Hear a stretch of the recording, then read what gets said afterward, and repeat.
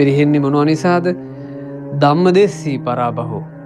ධර්මයට ද්වේෂ කරනවා නම්, ධර්මයට ගරහනවා නම් පිරිහෙනවා. ඒ තමයි පිරිහීමේ පළවෙනි කරුණ.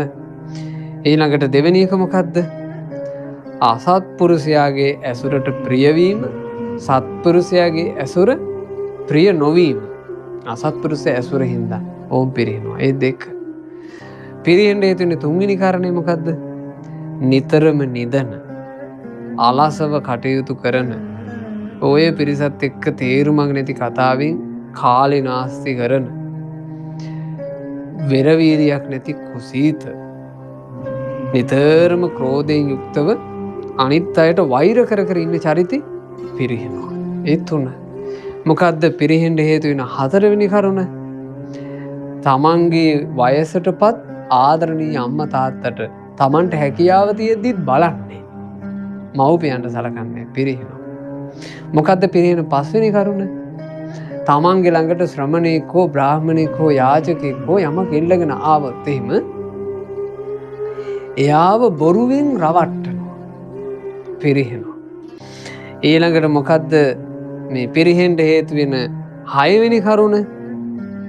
තමන් ධන සම්පත් උපයලා රස බොජුන් ආදිය රහසේම අනුභව කරනවා, බෙදා හදා ගැනීම දන් දීම නැහැ, පිරිහෙනවා. මොකද්ද හත්වෙනි කරුණ? මේ ජාති, ආගම, ධනය, කුලගෝත්‍රය ඕක ඉහළට අරගෙන අනිත් ජනයාව පහත් කොට සලකනවා, පිරිහෙනවා. මොකද්ද අටවෙනි පරිහානිය කරුණ? ස්ත්‍රී දූර්ත බව, සුරා දූර්ත බව, සූදු දූර්ත බව, ලැබෙන දේ විනාශ වෙනවා, පිරිහෙනවා. මොකද්ද නවවෙනි පිරිහෙන කරුණ? සල්ලාලකම, වැරදි කාම සේවනය, තමන්ගේ භාර්යාව ඉක්මවා යෑම, ස්වාමියා ඉක්මවා යෑම, පිරිහෙනවා. මොකද්ද දහවෙනි පරිහානි කාරණේ? තමන් වයසට ගිහින් තරුණ වයසති ස්ත්‍රියක් විවාහපත් කරගෙන ඈව රැකීම උදෙසා නින්දකුත් නැහැ, පිරිහෙනවා. මොකද්ද පිරිහෙන්න හේතු වෙන 11 වෙනි කරුණ? යම් කිසි කෙනෙක් කාමයේ වෙනුවෙන් සීමාව ඉක්මවා වියපහදම් කරනවා නම් පිරිහෙනවා. මොනවද මේ පිරිහෙන්න හේතු වෙන 12 වෙනි කරුණ? නැති බැරි කෙනෙක් රජ කුලේ ඉපදිලා රජකම් පතන, පිරිහෙනවා. ඉතින් බුදුරජාණන් වහන්සේ මේ පරිහානියට හේතු වෙන කරුණු දේශනා කළා.